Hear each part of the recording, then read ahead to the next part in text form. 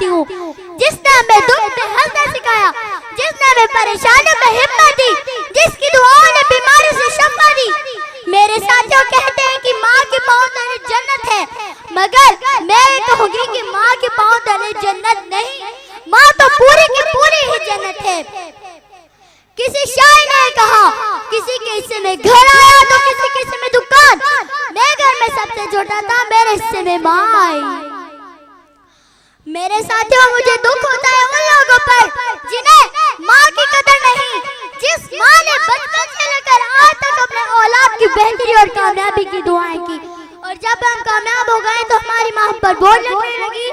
मेरे साथियों कहते हैं कि कांटा औलाद को चुभता है तो दर्द माँ को होता है, तो फिर हम कैसे कह सकते हैं कि हमारी माँ एक बोझ है।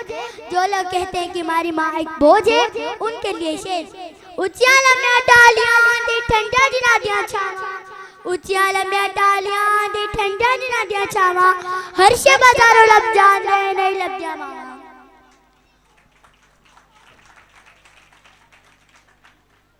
मेरे साथियों बाजार से पैसों से सब कुछ मिलता है, मगर जो नहीं मिलता वो है माँ।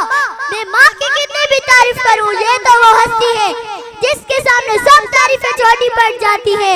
जैसा किसी ने कहा ममता की तारीफ ना मुझे चिड़िया सांप से लड़ जाती है, तो सोचिए एक चिड़िया जानवर होकर सांप से लड़ जाती है तो हमारी माँ तो फिर जन्नत है। माँ के मोहब्बत के 100 हिस्से किए जाए तो 99 के हकदार माँ है। मेरे साथियों उम्र कोई भी हो, चोट लगने पर पहला लफ्ज माँ ही निकलता है। शर्त लगी थी दुनिया को एक लफ्ज लिखने की, शर्त लगी थी दुनिया को एक लफ्ज लिखने की, लोग किताबें ढूंढते रहे मैंने माँ लिख दिया।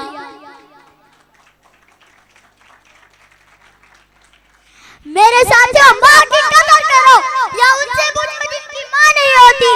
लोग कहते हैं कि किसी एक के चले जाने से जिंदगी रुक नहीं जाती, मगर ये भी नहीं पता कि लाखों के मिल जाने से किसी एक माँ की कमी पूरी नहीं हो सकती।